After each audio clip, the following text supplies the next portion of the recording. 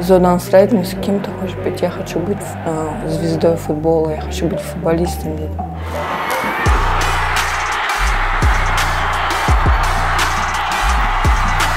Ата-аналарым мысалы келсе ондайды естіген, маған білмеймін, маған жүрегіме қатты тиеді да. Зига-зага! Зига-зага! Молодые футболисты поменялись, да, сейчас уже перестали, скажем так, употреблять алкоголь. Не могу сказать, что прям поменялись. Мне кажется, наоборот. Қайда жүрсе де баламызбен бірге уайымдаймыз. Бәрі алдыда еще. Соған Астана командасының құралда ойыншан olsa, номері 10, Малик Томасовтың орнына алаңға шыққан.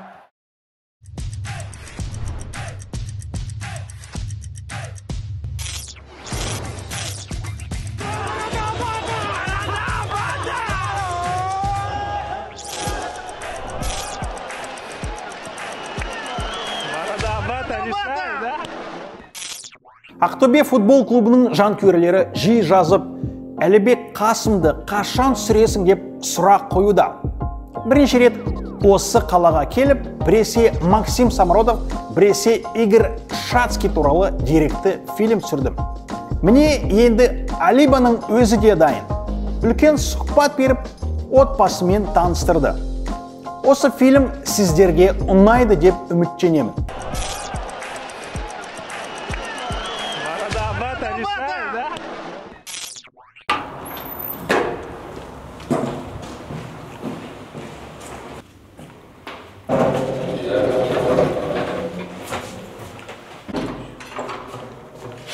Салам алейкум. Люди. Что, проснулся уже? Да, проходите. Ничего, не рано? Нет. Что там, через час уже тренировка, да? Холостяцкая хата? Да, получается, да, проход кухня. Самое смешное в кухне, это, наверное, мой холодильник. Да. Вот. Все самое нужное. Ничего нету? Да не знаю, что мне еще Ты чисто надо. по заведениям ходишь, да? Нет, вот позавтракал финики, банан, не знаю, там йогурт, Да. напил молоком. А там соком, да? Заморозил. Там, да, это, не знаю, осталось, это не мое, кроме мороженого. Больше стараюсь кушать на базе, либо вечером прийти что-то. На базе кормят как хорошо? Да, вообще вкусно, супер. Я смотрел добавки какие. Только это аккуратнее, ладно? Нет, там все проверено, 100%. Альбол Рус Валиулин Нет. уже. После тренировки пришел, протеинчик закинул, вообще вкусно, хорошо. Потом что у нас? Спальня вот. Тоже ничего такого, обычно. Ничего такого, все Ну, просто. мебели немного, да? Нет, я вот в этом году только в эту квартиру переехал. Специально возле стадиона живешь? Да, чтобы никуда не ходить, не двигаться. Да? Особо, да. Да и тут негде, если честно, двигаться. Сейчас открываем шкаф, да? Хотите открыть? Да, Вообще. Вещей тоже немного, да? Да. Я не успел привезти. Нет, это так и запланировано было. В основном Nike, да? Да, пару этих футболок, пару спортивных костюмов и все. А ты сам стираешь, гладишь? Да. Да? Всё Прямо сам. так аккуратно повешал? Или ты подготовился к нашему? Нет, всегда так висит, честно. Вчера по-любому все это вот так, да? Не, Понял? все вот как бы более-менее собрано. Да? Да.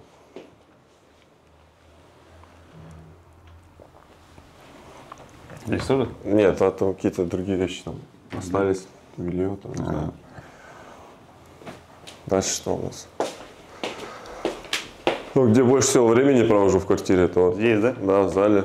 Телевизор смотришь? Да, включу сериал какой-нибудь, фильм. Вот здесь отдыхает Алибек Касым после матчей. Когда Кайрата забивает, ловит кайф, включает телевизор и пересматривает свои голы, да, по-любому? Не, игры пересматриваю много раз. Да? Да, нахожу их как-то или там мне скидывают. Да? Ну что туда посмотри, брат, что там есть. Да, это... Уже успел разрешить, да? А где трофей? Дома уже? На их нету пока, если честно. Надеюсь, в этом году будет. Первое золото, да? Дай бог, да. Да. Так, все простенько, живем. И квартира тут как место, где прийти отдохнуть, поспать и все. Потому что вот тренировка утром. Я сейчас приду потренируюсь, пообедаю, приду вот сюда, посплю, наверное, часик и поеду обратно тренироваться. Зал готовится уже к игре. И вот так почти каждый день. А так не скучно вот холостяку вот, в чужом городе? Да не, уже привык, я вот с какой год уже так, где-то с 19-го года уже так получается в разных городах, да, катаюсь. Ну, терпимо. Не, ну по-любому же родственники, там, родители спрашивают, что там, когда. И ты же пока считаешь, что не созрел. Ну, родители вот спрашивали вот до последнего времени, но последние года два уже они как-то спокойно относятся, и когда вот сам решишь, тогда и будет как бы. А ты для себя определил, что лучше сначала карьера, потом все остальное, да? Ну да, уже более-менее к этому пришел, что хочу сейчас больше карьеру добить, а вот пока личной жизни, мне кажется, тяжело будет. Ты слышал, да, про историю этого корейца Сон Хэн Мина? Ему родители говорят, как только закончишь играть, только потом можешь семью создавать. Типа это мешает. Да? Да. Не слышал. Меня наоборот торопили, сейчас смирились, что бесполезно. Да. И отпустили ситуацию. Но я думаю, после 30 где-то вот, может быть, что-то будет, а пока буду только на футболе.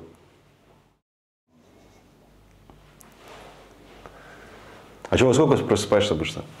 Вот, наверное, 20 назад проснулся, сейчас пойду позавтракаю, там банан, финики, воду и на тренировку. На базе? Да. А это все поснимаем, да? Не, вообще смело можно. Да? Да, спокойно. Все тут у меня. Можем пройти даже вместе позавтракать. Примерно как я завтракаю. Там в 11, да, надо быть? Да. И потом этот, смотрю, это витамин, да, из мороженого? Да, это, нет, батончики. Да, на базу сейчас отнеси. Ага. Потом мне там закончились, обычно там с кофе перед тренировкой закинул, тоже вкусно. Да, ну, парфюм. Вот это самый вкусный, черный. Этот? Не, вот это. Вообще Любимый? вещь. Да, вещи. Он Сражаешь девушек, да? Когда готовишься? на игру 100% его. А как этот по кубинским заведениям часто где сходишь? Да тут особо их нет, тут 2-3 заведения. Мы там если ходим, там в одно, то это с Баджо. Почти 90% времени я только с ним выхожу, там ходим поужинать. После зала, там, после игры, там, да, вечерком. Так, сильно нет, если честно. Ну, ты с ними разговаривал, например, того, что ты, возможно, там, ты через год-два уедешь, допустим, в Европу? Да, мне постоянно говорят, что мне надо уезжать. Папа, там, мама, что говорят, блин, ты можешь и пробуй. А английский уже изучаешь? Ну, нет, я пытался, но вот надо вот, кстати, с английским разобраться, потому что я более-менее вот с легионером общаюсь, понимаю, что они говорят, но мне тяжело сказать. Да, вот я бы хоть куда поехал бы, естественно. Быть какой-нибудь вариант стопроцентный. Очень хочу попробовать. Там тоже Россия, Турция. Хочу. Ну, а ты считаешь, в Европу лучше уехать одному или уже будучи семейным? Да, я не знаю даже, как лучше. Я думаю, когда этот момент настанет, когда вот надо будет ехать, да, этот момент будет и самый лучший. Я не знаю, буду я тогда один или буду там не один, не знаю.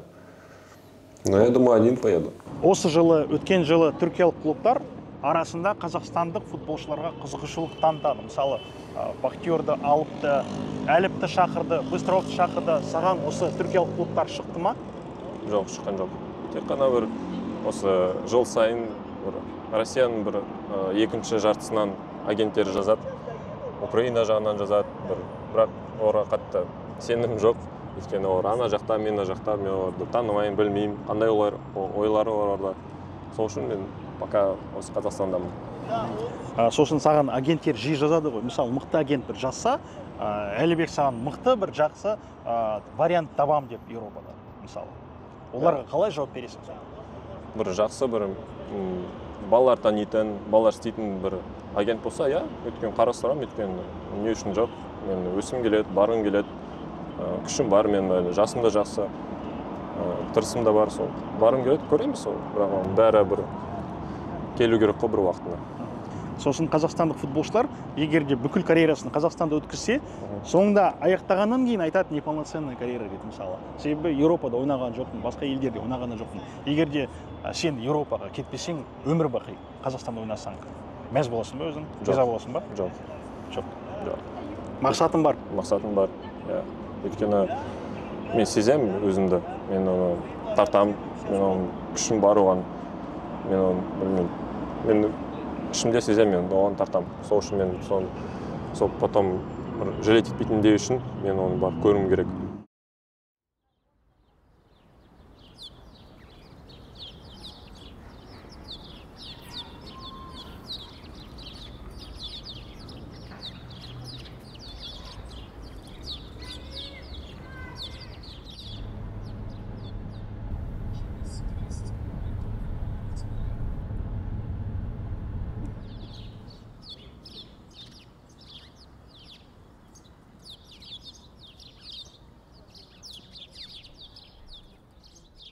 Да? Я готов. Проходите. Ассаламу алейкум.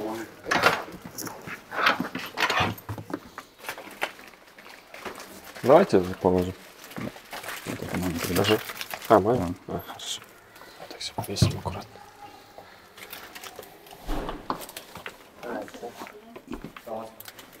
Саламатсыз ба?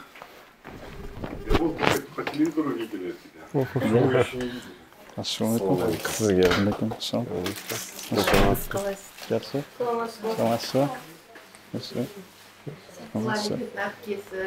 Үлкен тәтесі. Енді Қазақстанда ойнап жатыр. Болашақта Еуропаға немесе басқа да шетелдік чемпионаттарға бару деген арманыңыз бар ма? Бар.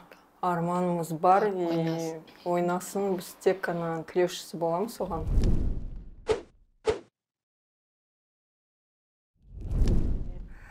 Билеттерін алып барамыз, потому что ол өзінің де арманы, и біздің де арманымыз.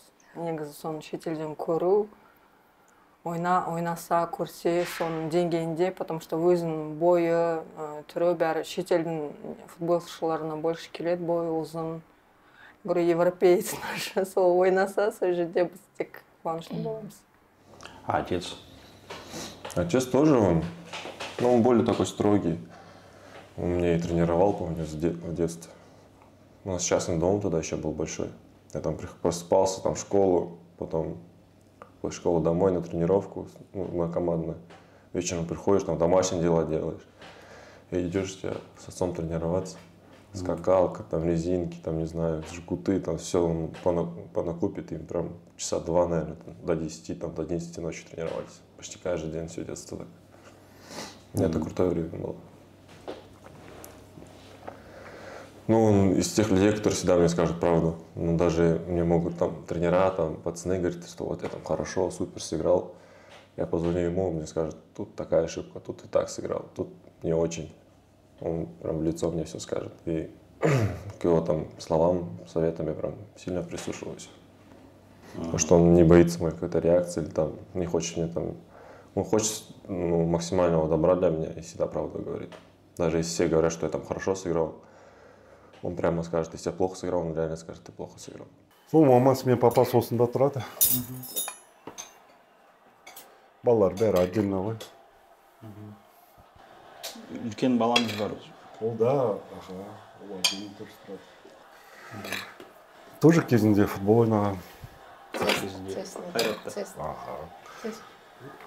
Цеснада ойнаған. По-моему, Ю-17 или 18 он. Всегда тоже капитаном был. Өзі кетті ма или? Аяғын сындырды, там тяжело было. Кубок Пахтакора, он там лучшего игрока взял. Это в том году единственный этот был футболист Казахстана. Ол несінші жыл? 94. 94? Әбек Балтабаевтың. Аха, да. Кімше 94? Кейлер, е? Да, Кейлер, да. Солардың капитан болатын бұрын всегда. А, капитан? Да. Фамилиясы тоже Қасым, е? Жоқ. Фамилиясы Колобаев. Колобаев? Ага, Колобаев Серик. Колобаев. А это Алибек, это атасының аты өшпесін деп этот. Колобаев. Ну, президент везде бар ғой ол. Ол атасының баласы ғой, атасымен бірге тұрды. Атасын жай этот кішкентай көзімен атасы бұны жақсы көретін. Ну, ондай үлкен кісі болатын өзі этот. 31-32 жылы тяжело было же қазақстанцам. Сонда 7-8 жасында жалғыз қалған әкем. Бәрі қайтыс болып кеткен ашарқұлықта. Сол аты өшпесін деп кіші ұлым несін қойған ғой, фамилиясын, Қасым. Өзіміз бәріміз Колобаевпыз. Ол жалғызсың ба? Аха, жалғыз. Бәрі Колобаев, Қасым атасының Онда этот, как бы у нас новая ветра была.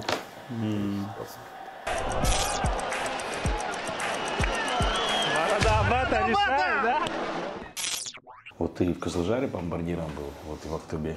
Как думаешь, где ты больше решал? Где ты больше был лидером? Блин, не знаю. Мне кажется, там и там. Ну, в Актобе уже просто уже 3-й год. И больше уже подходят такие моменты, что тут, я думаю, уже больше. Что уже... в Петропавловске был уже такой более молодой пацан, там, второй там, год премьер-лиги всего был. Я там больше там на эмоциях там играл. А сейчас уже более так с головой все приходит. Да. Ақтөбеде жиі адамдар тани ма? Код сұрай ма? Я күнде қайда шықпасам да Ақтөбенің жанкелері футболды өте жақсы көреді. Команда көп внимание уделяет етеді. Ол жағынан Ақтөбеде өте комфортно, да? Қайда бармасаң да таниды, бәрі футболды ғана ойлайды. Сол жағынан Ақтөбе өте жақсы маған. Көбінесе фанаттар сенімен қазақша сөйлей ме, орысша сөйлей ме? Қазақша сөйлейді көбісінде. Иә? Иә. Отбасында қалайша? Орысша ма, қазақша ма? Отбасында жартылай қазақша сөйлейміз, жартылай орысша, өйткені Алматыда тұрамыз ғой. Алматыда кішкене көбірек орысша сөйлейді. Ал Ақтөбеге келіп мен де кішкене қазақ тілін тартып алайын деп интервьюларын бәрін қазірде мысалы қазақша сөйлегім келеді. Мен қателеспесем қазақ мектебінде оқыдым. Иә, қазақ мектебін бітірдім. Қиын ба қазір сөйлеуге? Иә, кішкене қиын, бірақ уақыт өте келе мен ойлаймын, тек қана қазақша сөйлейтіндей болатынмын. Ақтөбеге бардыңыз ба? Мен бардым, көрдім, кішкентай қала. И там бүкіл движенияның бәрі сол футбольный стадионның қасында.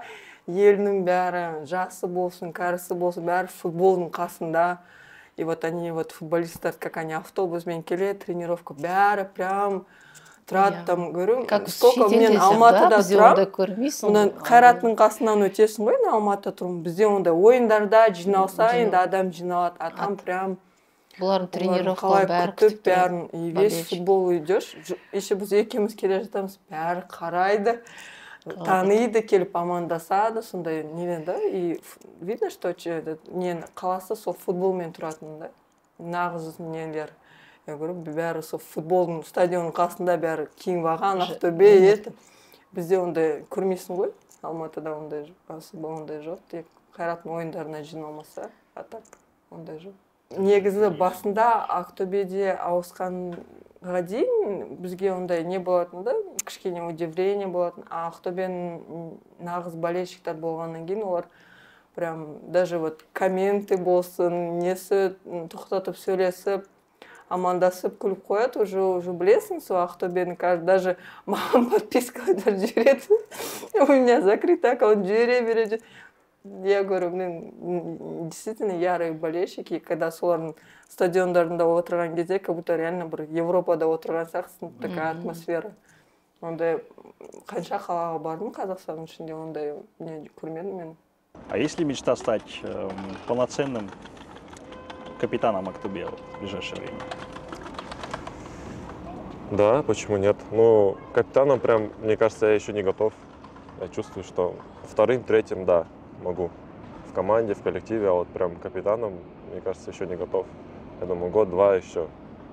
Мне, надо повзрослеть, поумнеть там. И год-два, я думаю, я могу стать капитаном. Но не сейчас. Сейчас еще рано. Я прям чувствую это. А болельщики вообще знают, что ты вот около стадиона живешь? Блин, нет. И это хорошо. Потому что Не пытаются приходить? ну, маленькие дети только постоянно ломятся, там бегут за тобой. После тренировок даже там можно увидеть, они там почти на каждую тренировку выходят, приходят, там ждут фото, автографы. Мне вот интересно, после игр ты ждешь, да, когда все болельщики Да, разойдутся, да? надо час-полтора ждать. Да? А то там не выйдешь, там человек 100 будет, там тебя просто не отпустят. М. Мы там обычно сидим там в комнате, болтаем, ждем, пока все. А когда большие прям матчи, мы можем там через задний вход уйти. А, да? Да, может там капец много народа будет.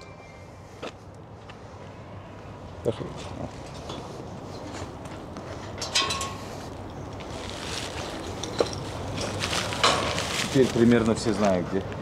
Да, но теперь будет все знать, где я живу.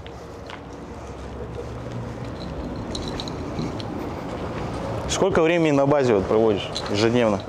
Ежедневно? Да. Да, честно, немного. Пришел, потренировался, пообедал. Если надо какие-то процедуры сделать, там, час-полтора сделал. И все, домой. Ну, в этом плане проблем нет, да, вот с процедурами и массажистами? Все условия, да? Не, ну да. В зависимости от возможностей клуба, я думаю, все условия. Просто знаешь, в Европе часа за 2, за 3 приезжают на базу, потому что ну, там нет мелочей. Вот перед тренировками они свое тело максимально готовят. Ну, видите, у нас были бы такие условия, там, чтобы так собирать, там, чтобы был у нас там зал, там, все аппараты, там, не знаю, тогда да, есть смысл. А так, не знаю. Вот в этом плане, Живем пока что в своих реалиях. а вот в этом плане Кызылжар от Актубе чем-то отличается? Калжара Токтубе? Да. Да, ну, Токтубе, не знаю, намного больше как клуб. Я имею в виду вот, в плане менеджмента, в плане подготовки футболистов.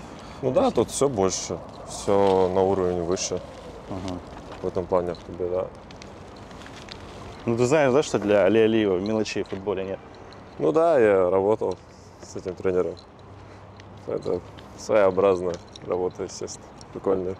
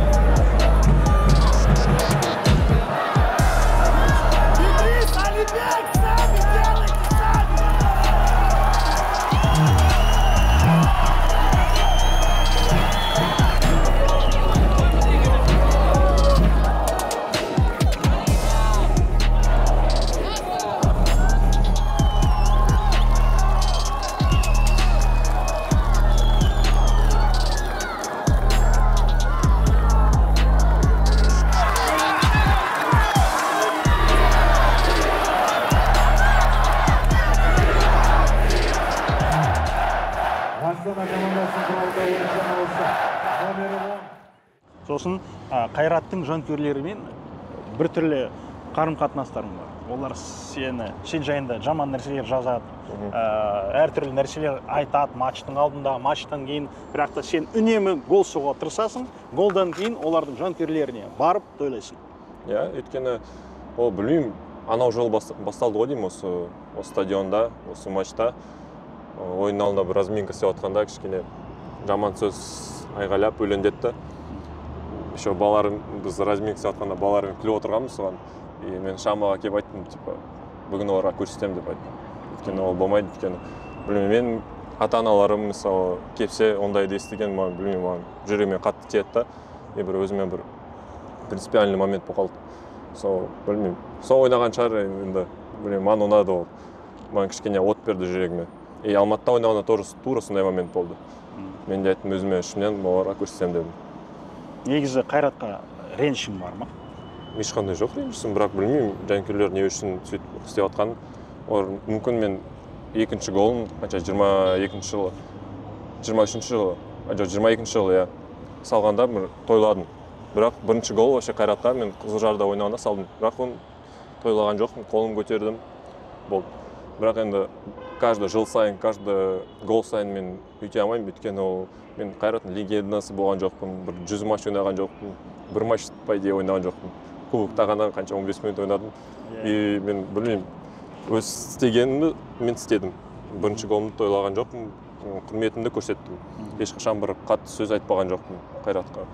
Білмеймін, жанкүйерлерім мүмкін басқалай ойлайды, бірақ келесіде де сөйтіп бір мынандай тойлау деген кішкене қоятын сияқтымын мен, өйткені көп адамдар айтып жатыр, кішкене қатты жараспайды деп, одан кішкене үлкенірек болу керек деп айтты. Мен кішкене соны естідім, бірақ енді кішкене соны жұмыс істеу керек ол жағынан. Эмоцияға кішкене берілмейді. Қайраттың сапынан кетіп қалды, Қайрат мүмкіндік бермеді. Сізде мысалы ренішіңіз бар ма командаға? Мен просто единственное түсінбейтінмін, біз сонша жыл енді бардық, ойнады, апардық, мен академиясын оқыдық, спорт школасын оқыдық, ол бәрін істеді. Ол когда юношествода ойнаған кезде олар жыл сайын ұтатын. И он был капитаном команды. Ондай бір запаскада, заменкада отыратын бір очки тағып отыратын кішкентай бала болған жоқ та, он прям был активистом, капитаном команды, они постоянно выигрывали. Басқа неге де чемпиондарға да баратын. И солай болғанына кішкене ренжіс болды. И особенно болельщиктар, когда оны сондай жаман сөздермен айтып, прям неткеннен кейін кішкене нетеді, інім болғаннан кейін нетесің. Бірақ та әр адам әрқалай, и әр адамның өз мнениесі бар. Енді солай болды, ол кешек зат. Бүгін уже ол Ақтөбеде ойнап жатыр. Менің інім қай клубта ойнаса, мен сол клубта қараймын, сол клубтың болельщигі боламыз. Інім қайда, біз сонда боламыз. Боранбаевпен жеке танысың ба? Кіммен? Қайрат Боранбаевпен. Жоқ. Ешқашан да сөйлеспедің? Жоқ, бірге сөйлескен жоқпын. Бірақ ойыннан кейін көрдім Қайратты. Иә, мен еще ойыннан кейін колонкамен өлең қосып шығып келе жатқам. И как раз ол бір интервью беріп жатыр екен ол кісі. И маған охранниктер айтады, өлеңді өшір, өтіп кет. Мен өлеңді өтіп барсам, маған қарап тұр. Мен үндемей кетіп қалдым, мен не істеймін. Соны шықтым, сразу өлең қосында билей бастадым. Ол негізі бір түрлі екен. Қайраттың түлегісің, Қайраттың фанаттарымен келіспеушілік бар сияқты, бірақ та ол сенімен сөйлеспейді, жекеде сөйлеспедіңдер. Меніңше, егер де Қайрат Боранбаев саған хабарласса, командаға шақырса, не айтар еді? Мен қазір білмеймін ол жағынан, бірақ ол кешкене өткен сияқты, өйткені бірінші жылдары Премьер лигада ойнағанда мен бір жыл арендада болдым. Сол кезде жақсы ойнадым, бүкіл ойындарды ойнадым, бірақ бір хабар ешкімнен болған жоқ. Қазір уже мен өз жолым тапқаннан кейін уже білмеймін. Ол мәселе мүмкін 5 жыл өткенде, 2 жыл өткенде может болады ол әңгіме, бірақ қазір білмеймін. Ол даже не могу представиться ондай бір Қайратпен бір қарым-қатынас болған. Өзің қалай ойлайсың? Неліктен Қайрат саған мүмкіндік бермеді? Уақыт басқа болды ол кезде. Өйткені, например, менің позициямда 2-3 легионер минимум болды. Мысалы? Иә, көп болды, Маркович, Цезарь, бразилистер болды. Қалай ойнайсың ол жақта? По идее, вообще, шанс болған жоқ ол жақта. И мен өзім қатты сол кезде бір қазіргідей бір ойнаған жоқпын шын айтсам. По идее, закономерно мен кетіп қалдым Қайраттан, өткенде 18 жыл бітті. Мен руководствомен сөйлескенде маған айтты, сен дубльға келмейсің, өткен сен уже жасың келді. И основаға сен өтпейсің, өткен сен футболын емес ол деді. Болды, мен дедім, болды, мен барам дедім. Соң кейін уже дальше история болды. Ол кезде бапкерлік штабта кім болды? Есімде жоқ ол. Сөйлескен жоқпын. Иә, баспасөкерлермен ешкіммен сөйлескен жоқпын сол жағынан. Мен өзім кеттім, өзім әрекет істедім, өзім шықтым по идее. Бірақ білмеймін. Сондай болды. Қызылжарда ойнағанда, сосын ұлттық құрамаға шақыртып алғанда, Қайрат шақырды ма, кейін хабарласты ма мысалы? Қайтадан қайтып келді деп. Сол уақыттан кейін маған бір звонок, бір андай шақырту, бір сөйлей әрекет істелінген жоқ. Білмеймін.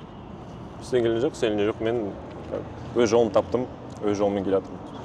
Сосын сен басқа командаға ауыстың ғой. Қайрат сен үшін компенсация сұрады ма? Мысалы, Рамазан Оразовтан сұрап жатыр ғой енді. Ал сен үшін сұрады ма? Жоқ, мен бірінші жылы Қызылжарда мен арендада болдым. Сол аренда бітті. Арендаға еще Қызылжар мен есіне төледі. Бір ақша, кішкентай көп ақша емес, бірақ төленді. Содан кейін болды, мен уже контрактым бітті Қайратпен. Мен уже болды, свободный агент болып кеттім Қызылжарға екінші жылы. Ассалаумалейкум. Как? Да, выспался, постригся, пришел. Да, готовимся потихоньку. Здравствуйте. Завтра у нас. А сколько тебе? 12? Там говорили. Не надо было. А что не надо было? Так же было. Что скрывать? А там тоже, наверное, похлеще было? Нет? Оттуда все уезжали, да? Нет. Уезжали немцы. Ревность в Чили, реально. Я с теми, кто на шашлык не зовет, не общаюсь. Вкусные шашлыки были, наверное. Как-то. Братан, что ты не сказал? Пусть отдыхают. Этот мопс что там вообще разговорился? Пусть отдыхают. И готовятся на игру. Как ты сел? Обиделись, что на меня тоже. Писал, можете? Писал? Нет, не писал. Просто он же сказал, что не думал. Надо было сказать ему. Ничего страшного. Да? Злее будет. Злее будет. Или сегодня надо делать. Сейчас ты же общаешься с молодыми. А как ты считаешь, молодые футболисты поменялись, да? Сейчас уже перестали, скажем так, употреблять алкоголь. Сейчас другие приоритеты немножко. Не могу сказать, что прям поменялись. Мне кажется, наоборот, чуть больше соблазнов появляется у них, потому что жизнь становится, в принципе, лучше, страна лучше, становится много возможностей, много куда можно выйти. Не знаю. Я не стараюсь, не люблю кому-то что-то так объяснять, даже молодым. Потому что я такое понимаю, что пока человек сам что-то не поймет, ему ничего не объяснишь. Мне кажется, ты просто футболистов, которые 90-е играли, и не видел, и не да, знаешь, я как только они слышал. пели. А сейчас многие, наоборот, читают намаз, к религии ближе стали. Да, это супер. Я даже с Баджо очень, это мой, наверное, самый такой близкий человек на данный момент из команды и вообще, думаю, в принципе. Мы очень много времени вместе проводим, и его этот образ жизни мне очень сильно подходит. Правда, я далек от религии, но это отстранение от всех плохих привычек, это супер. И в плане спорта я чувствую, что мне становится намного лучше, у меня больше сил. И, в принципе, так жить, мне стало комфортно, более так спокойно, уравновешенно. Никуда особо не уходим, мы после игры уходим, посидим, поужинаем. Часик-два, даже вчера мы вышли, покушали, час прошел, мы такие, пойдем домой спать. Все, пошли по домам, проснулся на процедуры, и размеренная жизнь больше становится. Я думаю, к этому приходишь так с годами, с пониманием, когда, для этого по-любому надо правильное окружение и понимать, что хорошо, что плохо. Басталғанда 22-ші жылы командаға Ақтөбеге ауысып келдім. Сол кезде көп баланы енді сырттан ғана танимын, былай жақын танымайтын. Солардың арасында Әлібек болатын, және ол туралы көптеген балдар, футболистер целом айтып жүретін. Әлібек кішкене Алматының баласы, кішкене жұлдыздау, өзіне жұлдыздау, кішкене өзімшіл бала деп мен де сөйтіп сырттан ойлаған едім. Содан кейін командаға ауысып келіп, күніге араласып, күніге сөйлесіп келгеннен кейін көрінді. Ондай бала емес, өте қарапайым, наоборот жақсы.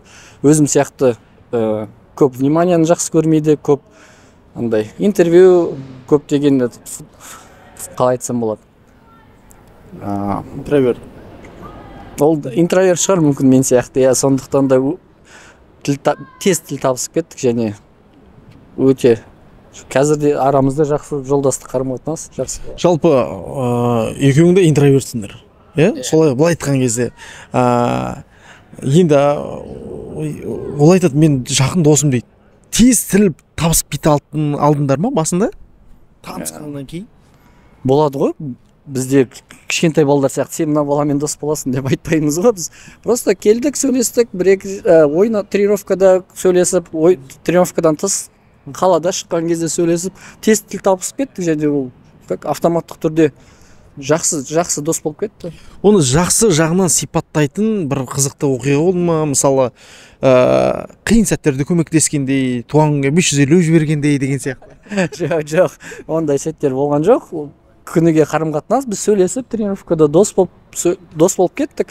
Ал бағанағы телефонға байланысты болатын болса, менде оның алдында телефон iPhone 12 мини болатын, ол күніге маған әзілдей беретін. Сен мынау калькулятормен сөйлесе аласың ба, звондай аладың ба, саған біреу камерасы істейді ма деп сөйтіп әзілдеп.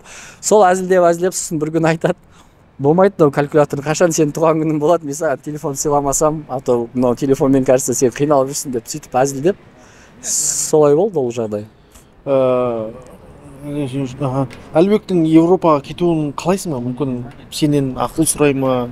Иә, әрине қалаймын ол кеткен. Және менің ойымша қазір Қазақстандағы мықты центральный защитниктардың бірі деп ойлаймын.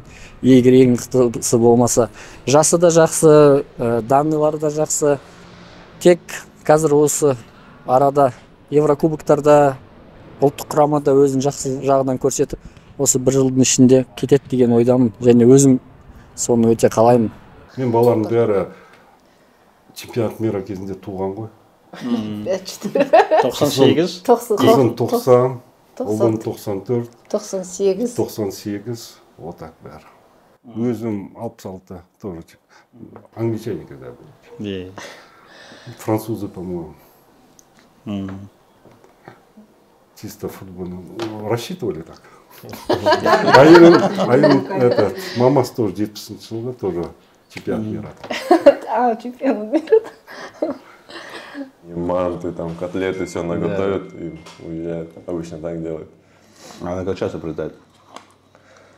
Там, сколько? В том году один раз прилетела, до этого она не летала. В этом году буду почаще летать. Она вот сейчас просится, давай прилечу. Я говорю, да, у меня сейчас график.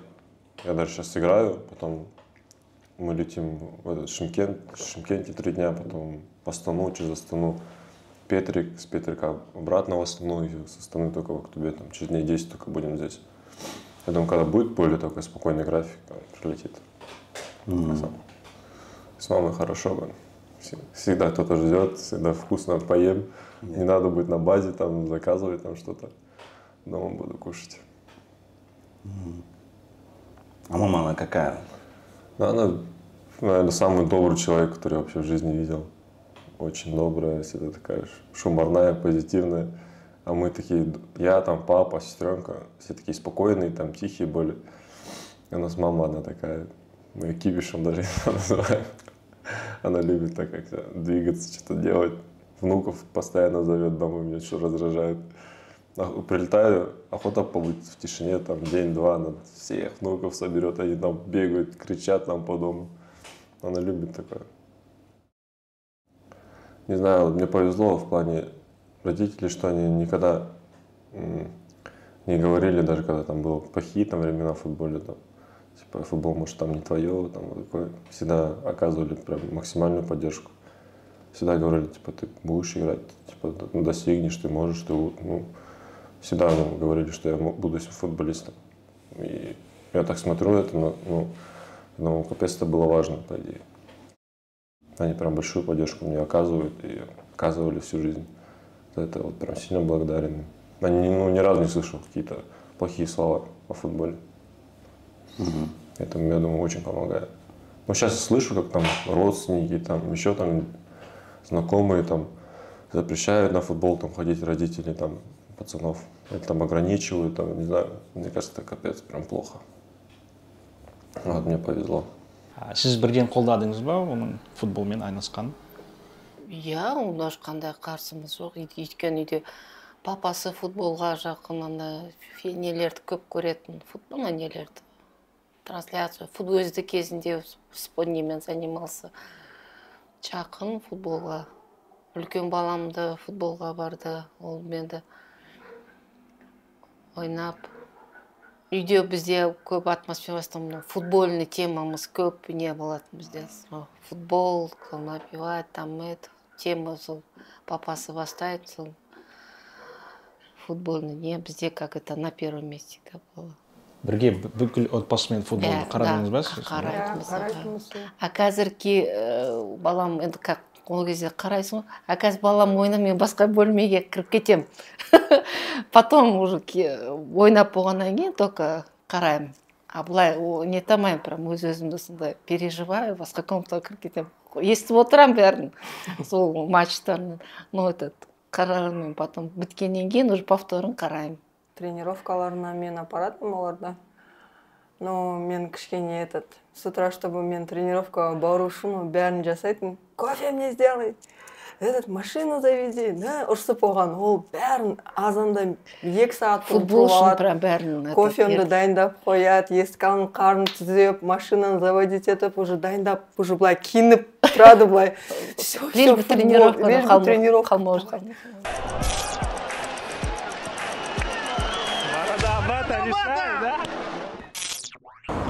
Блин, ну они в шоке будут. Второй раз с камерами сюда приходим. Нет, давайте без камер. Самый медийный футболист, подумай.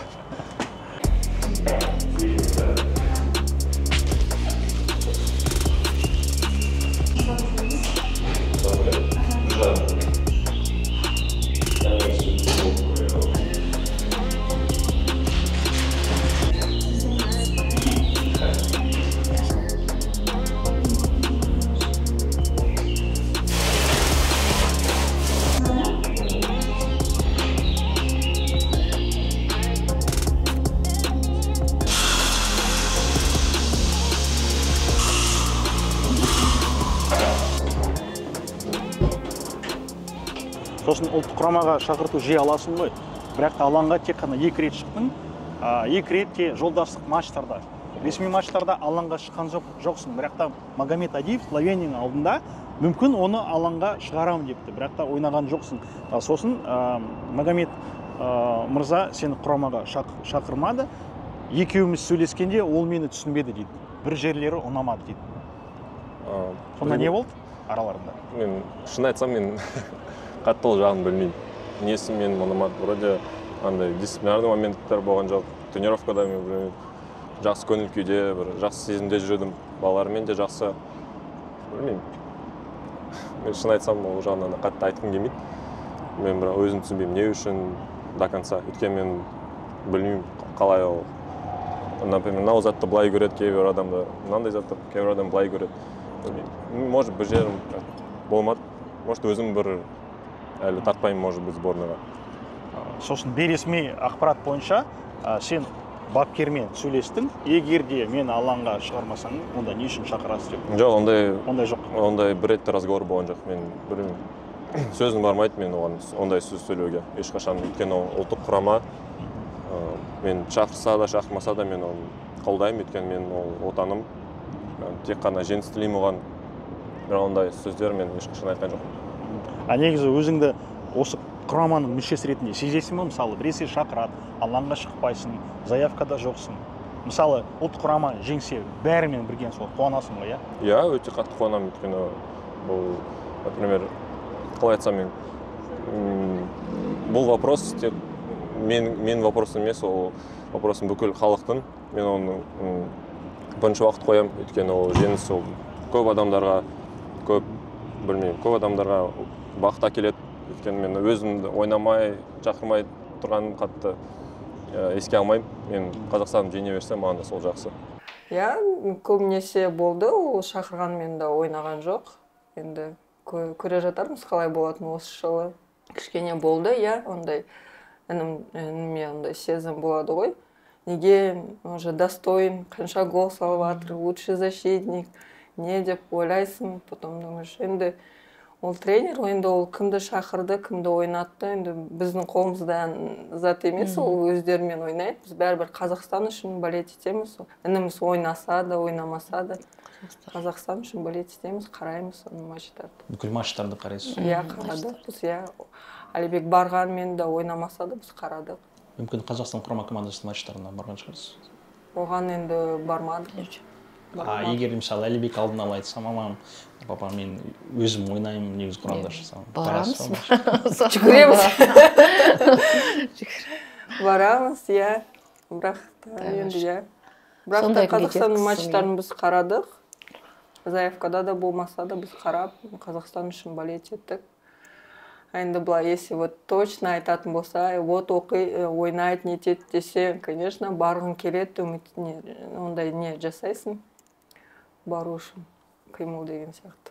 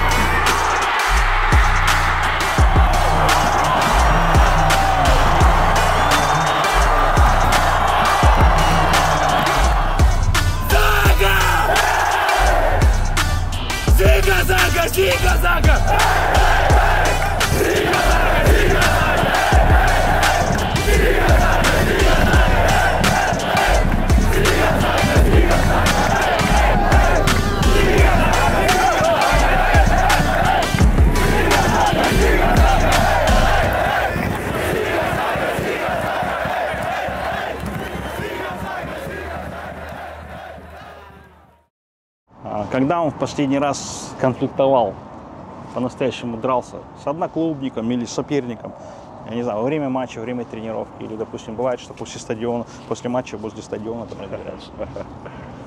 Ну, это у меня недавно было, кстати, из-за чего я пропустил игру с Енисом. Да ну? Да, ну, с пацаном, с командой, с легионером чуть на тренировке поздорил, но вроде все решили, руки пожали, все хорошо, но из-за этого как бы я не играл в игру. Хотя он и так не должен был играть, но и меня, короче, убрали с состава. Блин, это капец было прям больно. Потому что я месяц готовился, там сборы были в Турции один месяц. И буквально это было за 3 дня до игры. Вот из-за этого я пропустил игру. Ё-моё, капец обидно было. Это дисциплинарные санкции были? Ну да, тренер как бы оштрафовал, ну это понятно, это я полностью согласен. Я оштрафовал, типа извинился. Но то, что убрали с игры, вот это, не знаю, я не допонял этого. Как бы. Куда дисциплинарный момент, потому что ну, не дети, не маленькие, и так нас оштрафовали, мы извинились. Решать из-за этого игры я не понял. Понятно, коллектив, там мужской коллектив, такое бывает, то, что это часто бывает.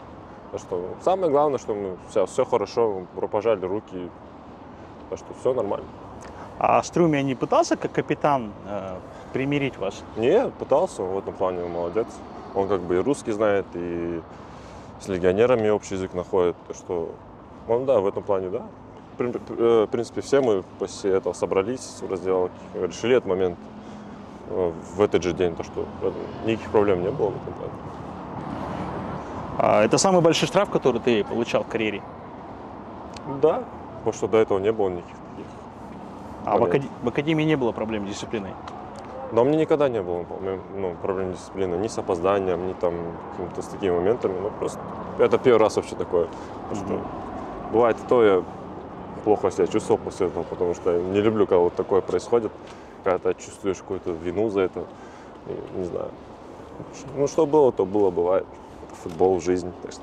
А либо, если в Google зайти, там в поисковике есть запросы: Алибек Касым личная жизнь, Алибек Касым девушка, Алибек Касым жена. Вот, по этой теме, конечно же, не могу не спросить, когда планируешь семью создать?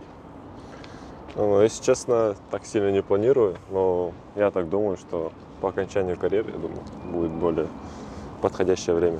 То есть ты готов после 35 только семью создавать? Ну да, после 30-35 как бы меня никто не торопит, и дома, и я сам сильно не тороплюсь, так что охота к этому просто более осознанно подойти. Твои одноклубники называют тебя одним из самых, наверное, популярных среди фанатов тебе. Есть такое, ну, что есть, то есть. Что в дайрект пишут? В дайрект, да, всякое, если честно. То пишут, то выкладывают, но это прикольно, с одной стороны, но сильно на это не обращаю внимания. А бывают наглые фанатки, которые хотят встретиться? Бывает. Я вообще в шоке был, когда прилетел только первый, второй год, как находили даже номера мои личные. Ну, сейчас когда я даже номер поменял из-за этого год назад, так что сейчас как-то потише стало в этом вопросе. А вот так, если откровенно, с кем-то в октябре уже встречался среди поклонниц? Да нет. Вообще не было? Нет. Не, ну это странно, есть же свободное время от тренировок, от игр, и по-любому хочется там встретиться с кем-то, сходить там в кино, в кафе, допустим. Ну нет, не особо охота, потому что...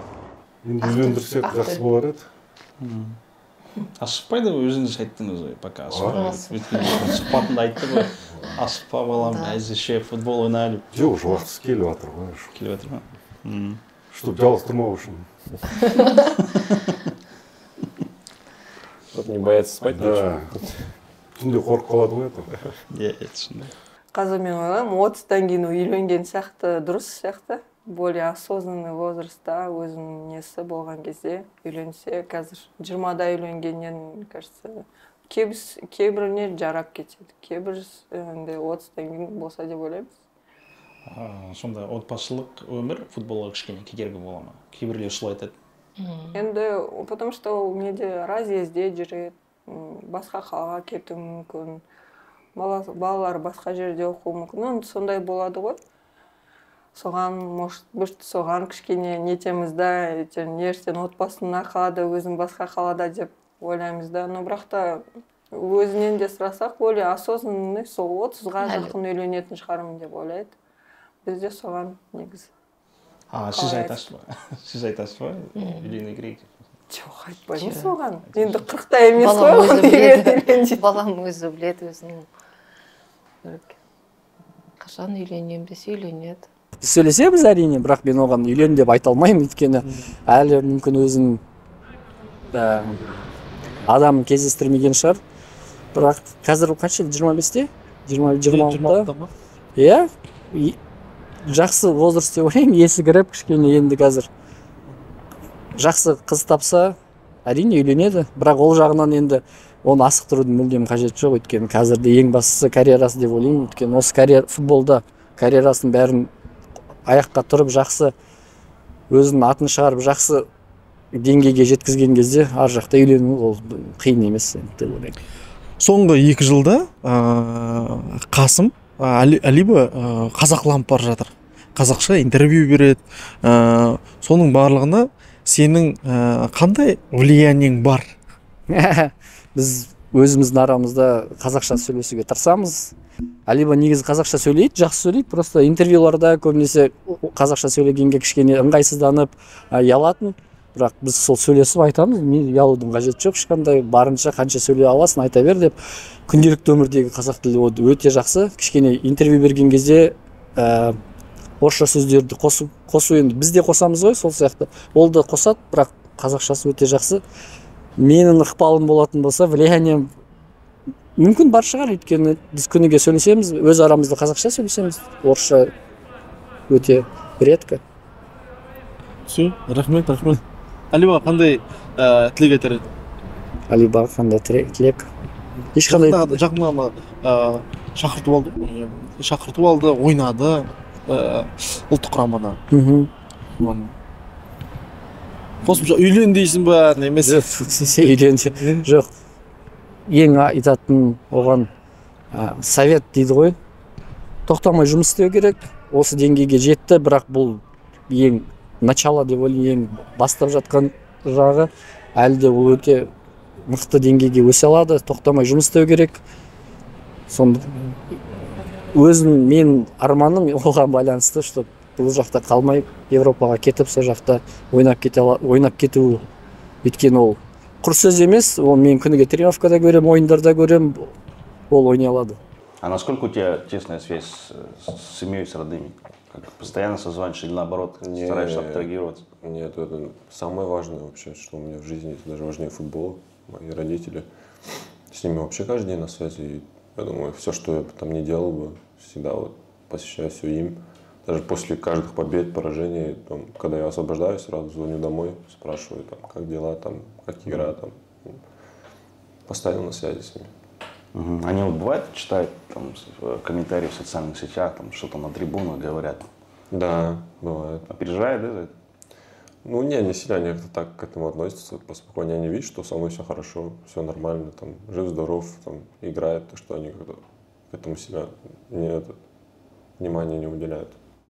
Но они со мной говорят, я говорю, все хорошо, у меня все нормально, и они спокойны за это. А сіз инстаграмда мысалы отырсаңыз, жеңіліс кезінде жанкүйерлер бірнеше жаман сөздер жазсаң Әділбек жайында, сіз жауап бересіз бе оларға? Как говорят, у всех своя правда. Болельщиктар, футбол, былай болады ойын дегенмен мен өнімді жақсы десе де, жаман десе де, ол мен өнім қалып қалады. И ешкіммен ұрсып, сол үшін ешкіммен хейтпен нетпейсің, да, оқисың, дейсің, жақсы десе жақсы, жаман десе жаман деп ойламайсың. Айтасың, бәрі жақсы болады, келесі ойын жақсы болады дейсің, потому что ол футбол, ол ойын. Бүгін былай болады дегендей. Солай. А сіз өзіңіз инстаграмға кіріп оқисыз ба? Суреттерін қарап? Қараймын. Мен только суреттерін қараймын, а былай комментарий нелерін. Папасы, вот әпкесі оқиып нетеді. Я так.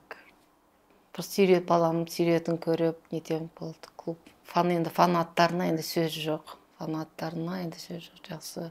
Сіз өзіңіз айттыңыз, кейбір видеоларды көрдіңіз, Ақтөбе қаласында Қайраттың жанкүйерлері негізі нашар жаман сөздер айттыңыз Әділбекке. Матчтың алдында, матчтан кейін деп. Өзіңіз қалай қабылдадыңыз? Сол ренжіс кішкене болды. Енді ол болельщиктар, олар көбінесе ол Қайраттан қалай кетті, оны ешкім білмейді ғой.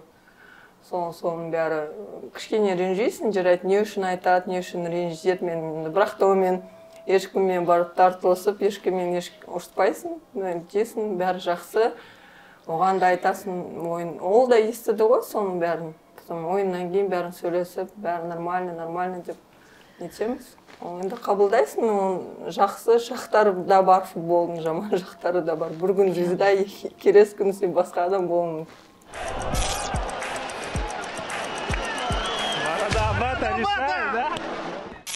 Өзің пиар жағынан ондай нәрселерді жақсы көрмейсің, мысалы, сұхбат жиі бермейсің.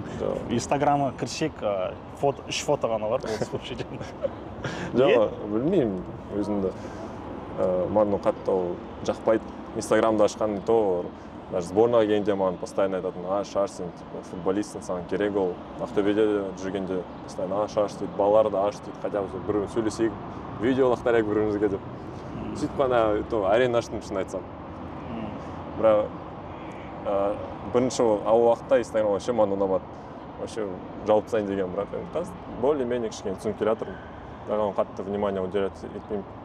Көбісіне өзім бір футболыма ғана уақытымды бөлем болды. Сосын осы жылы Әлібек әлеуметтік желіде кішкене белсендірек болды. Бұрын Инстаграм ашты ғой, конечно. Сіз айттыңыз ба, ақыл беріп немесе өзіме? Енді Инстаграм, біз бұрыннан оған айтатымыз, когда ол Қызылжарға түсті ғой, сол кезде голдары, команда неге, бірінші неге орындарға шыға бастады. Мен көріп, бәрі футболисттарда бар енді. Инстаграм енді ближе осы болельщиктарым бар болады, өзің қалай енді футболмен айналасасың, соны ашсай. Ол жоқ деп жүрген, и өзіміз кішкене таңғалып қалдық. Ол ашты страницасын, и сразу маған скринмен жіберді, мен аштым осы страницаны. Ойбай, құтты болсын. И постоянно қараймын страницасын, нетеміз. Өзің жүргізесіз бе? Жоқ, ол өзі менеджер болып. Жоқ, мен оның страницасына бір лайк бассам или бір қасым там біресе десем, сразу маған 50, 100, 200 адам подпискаға кетеді. Я говорю, прям говорю, звезда. Сондай болады да, комментарий жазсаң сразу. Бәрі білгісі келеді, кім деп. А біздің фамилиямыз, менде это инстаграмда күйеуімнің фамилиямыз ғой. А оныкі енді бөлек кім деп ойлайтын шығар. А вот когда жизненные трудности бывают, от кому обращаешься? Да, если честно... Или в себе держишь, да, не рассказываешь? Больше в себе, да. Решаю их сам, да, потому что, родителям неохота какие-то там свои моменты говорить, потому что, они, понятно, он будет переживать, а этого вообще не хочу, и стараюсь больше сам. Вот в карьере же момент был, когда ты мог закончить? Да. Сам переживал, честно, никому даже там слова не говорю, что там хочу, там это. Понимал, что в каком я положении, и что, недалеко осталось до этого. Но я вот даже сейчас много разговариваю там с пацанами, кто там был же, на моем месте, также закончил. Я говорю, я не знаю, как у меня получилось остаться еще в футболе, где я был, в каких условиях там был, в каком положении. Не знаю, мне кажется, такая большая удача у меня. Не, почему удача? Ты же трудолюбивый. Не, да, это да, тоже, не знаю даже, как это назвать, либо удача, либо что, либо терпение мое окупилось. У меня вера всегда была, что я в итоге все равно стану футболистом. Футболшының өмірінде әртүрлі нәрселер болады, ең қиын сәттер де болады, мысалы, футболмен қош айтсам дегендер де көп, мысалы. Осындай сәт Әлібекте болды ма? Ондай болған жоқ. Жоқ, пока ондай болған жоқ. Қанша несі болса да, қиыншылықтары, нетем, кетем, не болмай жатыр, мына жаққа ойнатпай жатыр или нетіп жатыр деп ол ешқашан айтқан жоқ бізге. Сол, футбол деп ойнап жүр, даже постоянно тренировка қайдасың, азанда тренировка, уже истористан қарайсың, уже командамен тренируется, кешкісін хабарласасың. Мен залда тренировка жасап жатырмын. Я говорю, сол, как говорю, қалып қалдың ба, сенде 2 тренировка күніне өзің үшін жасайтын, біреуісі командасымен істейтін тренировкалар бар. Сосын футболдағы ең қиын сәтің ол Шымкенттік Қыран командасына ауысқанда не жалақы болған жоқ, не қолайлы жағдайлар жасалынбады. Команда бірінші лигада ойнады. Неліктен Қыранға ауыстың? Басқа варианттар болған жоқ па сонда? Жоқ, болған жоқ. Өйткені мен ол кезден де қазір де өзім футболда өзім әрекет жасаймын. Ешкім агентім жоқ, бір ағам жоқ. Мен өз-өзіммен ешкім танымаймын, жас боламын ғой. Сол Қыран шақырды, мен шақырған жерге бардым. Бірақ білмедім ондай болады екен. Бірақ ол, маған бір өмірдегі бір жақсы уақытым болған сияқты. Ол кезде қиын болды, бірақ мен қазір оған қараймын. Өте бір осыдан кейін бір жақсы подъем болды менде. Бірақ мен оны шыдадым. Сонда 6 ай ойнап, қанша жалақы алдың? 1 рет жарты жалақыны алдым. Болды. Кейін арызыңды жаздың ба? FIFA-ға, федерацияға? Жоқ, мен вообще ештеңке жазбадым. Мен кетемін дедім үйге. Үйге қайттым. Қайратқа келдім, былай. Мен ол кезде есімде бар, Талдықорған шақырған мен жетісу. Агай кезінде. Ол мен көргісі келді командада. Мен айттым, менде вариант бар, менде барайын. Сендер сұрын, мені алмайсыңдар. Премьер-лига керек емеспін сендерге, дубльға керек емеспін. Мен, контрактым бар, жерісіңдаршы, менен ақша таба алмайсыңдар. Бірақ олар айтты, только аренда деп. А жетісу не хотел аренда.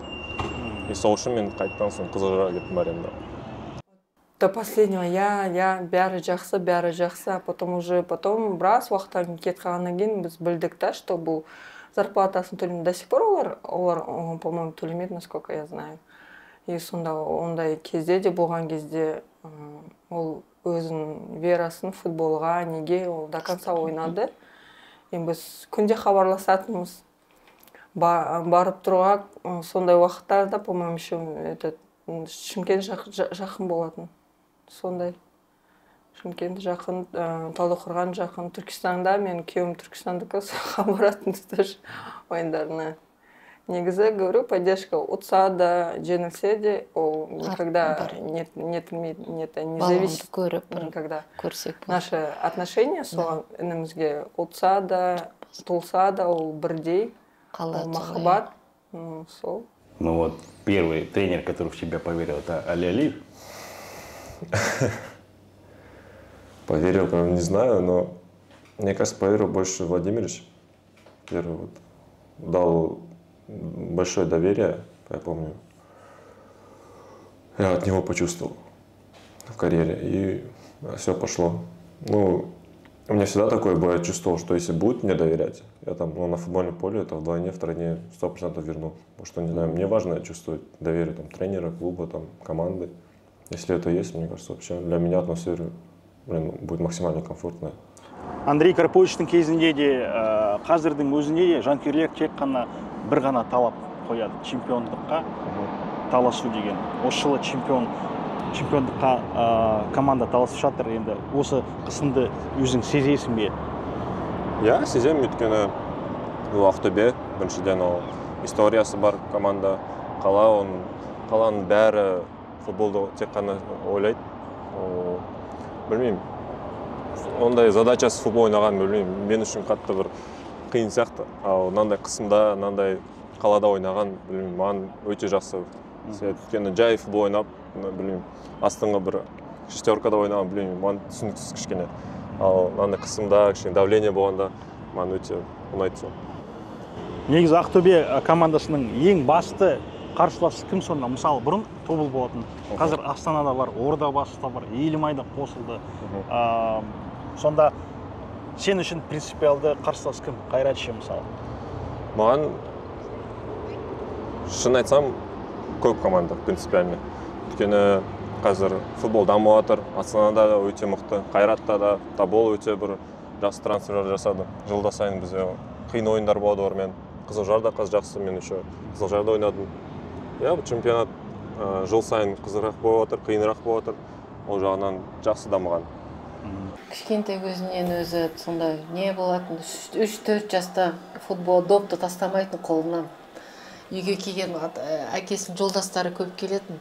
Солардың бәрін стоял. Кто үйге кіреді, ол кезде частный үйде тұрамыз ғой. Бәрін келген еркектер жолдастар бәрін воротаға қойғызады, печатать ететін ғой, натуральным бәрін. Вот ему надо вот чтобы он прям печатал кезінде нелерді. Адамдар бәрі қашатып оның ударынан. Помнишь, кішкентай кезінде сен бір көршіміздің баласын қолын сындырып қойған, даже бірге жасты чебе берген. Частный үйде ворота, сеткамен жасап қойған ғой. Жолдастарын әкеп воротаға тұрғызып қойып бұратын ғой. Любой кім келді үйімдерге бәрін воротаға тұр, воротаға тұр дейді. Набива печатать ететін. Негізі өзіңіз алып келдіңіз футболға? Жоқ, өзі барғысы келді. Бірінші үлкен ұлым барам деп шықты. Одан кейін Цеснаға барды, потом кішісі бұл өзім барам деп шықты. Сосын апарасын оны, тренировкасына алып кететін базаларына. И вот эти вот бутсы, сороконожки шақ келмейтін. Честно, ондай уақыттар болды, что мы аптасына бір-екі рет барып, центральный стадион жақтан сатып алатынбыз, потому что шақ келмейді. Бәрі жыртылып. И всегда поддержка, я отылса да, отса да, всегда звондап, жазып, бір-бірімізге поддержкасын береміз, потому что когда выигрывают, конечно, легко говорить, там, поздравляю, құтты болсын, молодец, там, пенальти, а когда ұтылған кезде тоже қасында болып, поддержка беріп, негізі сондай. И в матчтарын нелерін я не могу, я говорю, Реал, там, кто играет, я говорю, мне ойнаватыр, я где бы не сидела, шығып кетсем, телефонмен, наушникпен, пока вот екі матч бітпегенше, мен уже адаммен сөйлеспеймін, потом сөйлесем адамдармен. Сондай. А мектепте қалай оқыды? Мектепте он такой не болатын. Он вообще до 10 где-то лет он был такой шустрый, прям бәрімен так ауыз жабылмайтын, біз машинада. А потом уже он переходной возрастта үндемей қалды. Біз онымен сөйлесеміз, аузынан сөз шықпайтын. Да, нет. И мы қорқатынбыз, то, что не ойлап жатыр, только вот сабағына барады, мектеп, потом тренировкасына нетеді, кешкісін тренировкасын жасайды, бізде жер үй, бізде мал болатын, картошка егетін, сол сабақтан кейін быстро үйдің жұмысы, потом тренировка, кешкісін папасы тағы да задание береді, тағы да скакалка, тренировка, и вот так вот үй, сабақ не болатын. үлгеретін, сол ғана баратын. А сіз ұрыстыңыз ба егерде жаман нашар оқысасын, әлде керісінше? Жоқ. Ну, сабағын нетпейтін, школы, мектебін пропускать етпейтін. Сабағы жақсы, ну так, средний жақсы оқитын балам. Қандай мектептен ешқандай жалоб не болмайтын, жақсы оқитын. Ну, тренировкасына бәрін у него сабақтан кейін тренировкасы у него на первом месте. Уже еще бір чернесі бар, ну, опаздывать не любит. Все всегда так вовремя, бәрін планировать етіп өсінді. Сен қорғаушы ретінде кішкене сәл кеш ашылдың, иә? Үлкен ақша кеш келді. Басын айналды ма содан кейін? Мысалы, кейбір ойыншылар 18-де 19-да бірден алады. Ал сен керісінше Қайраттың дублінде болдың, Қыранға кеттің, Қыранда жалақы болмай қалды, содан кейін Қызылжарға ауыстың, Қызылжарда үлкен ақша жоқ, сосын Ақтөбеге ауыстың. Бірден жалақы түскенде басың айнала ма, жұлдыздық ауруға шалдығасың ба мысалы? Жоқ, ондай қатты болған жоқ, өйткені шын айтсақ, қатты ақша қазірде онда жоқ. Сол үшін білмеймін, даже үлкен бір ақша түссе мен ойламаймын, бір қатты басым кетеді, өйткені мен ата-анам бар. Шын айтсам, 18-17 жастан бері өз ата-анамды, өз семьямды мен қарап жатырмын. Сол үшін мен кішкене ол жағынан ерте өстім. И кішкене пониманием бар ондай заттарға. Сосын бірінші жалақыны алғанда қайда жұмсадың? Есіңде ме? Бір Ақтөбеге келгенде, білмеймін, бәрін шын айтсам, почти барлық ақшамды, барлық көңілімді, күшімді мен өз отбасыма салам. Так что бәрі отбасыма жасаймын. Да. Салам. Да, можем. Да, может. А вот после поражения сколько дней нужно, чтобы прийти в себя? Блин, много, если честно. Бывает, ни с кем не разговариваешь? Да, конечно, да. Обычно там после игры, там, когда выиграл, я сразу там выхожу, даже пока иду, звоню там родителям. А так, после таких плохих матчей, там, после там, ошибок, плохой результат, я вообще сложно переживаю эти моменты, потому что я знаю, сколько там сил я приложил, какая там ответственность есть, и победа очень плохо, поражение очень плохо переживаю, и пару дней как минимум надо, чтобы более-менее начать улыбаться. А тебе нравятся футболисты, которые вот легко подобное поражение переносят и продолжают кайфовать, легко абстрагируются, продолжают жить? Мне кажется, это хорошая черта. Хорошая черта? Да. Салам алейкум. Дай бог. Да. Ну, ты бы хотел бы быть таким? Ну, я... Салам алейкум. Спасибо. Давай, не виделись. Да, вот в чем пришел. Снимите его. Я говорю, вот, хотелось бы вот так просто не переживать абсолютно, быть... Иди, Мияги, иди отсюда. Да нет, просто охота было полегче переносить такие моменты. Да? Да. Потому что, блин, бывает очень сложно. Особенно после ошибок, еще если проиграл. Потому что ты понимаешь, что там весь стадион смотрел, весь город переживал. Потом даже в город выходить неохота. Да, после каких-то... Ну, слава богу, тут мы не проигрываем на центральном стадионе уже второй год. Да. Не, вот когда в гостях проигрываете. Да, тоже, блин. Не так ощущается, да?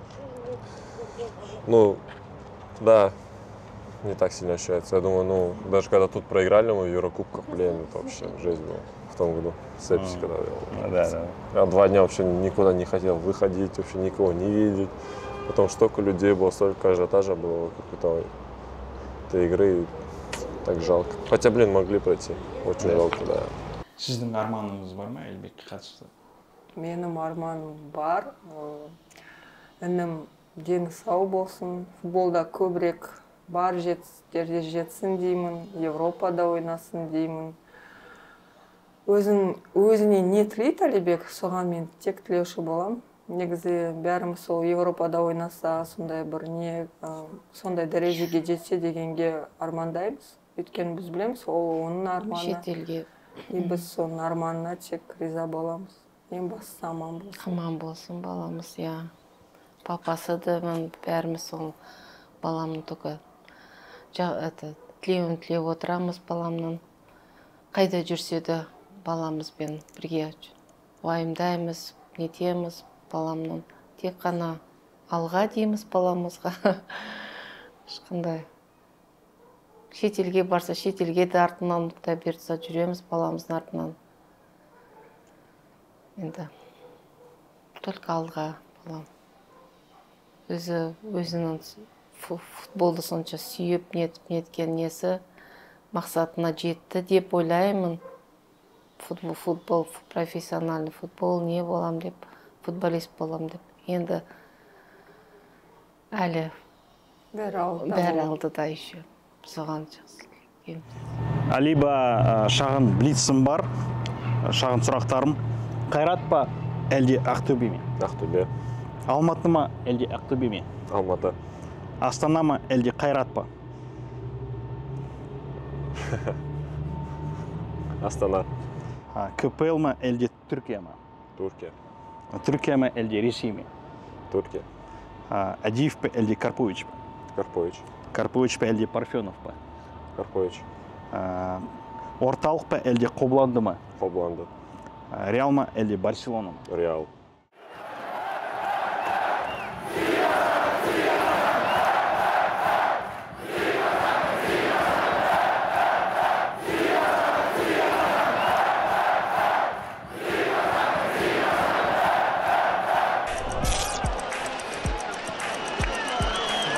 Брата решай, да?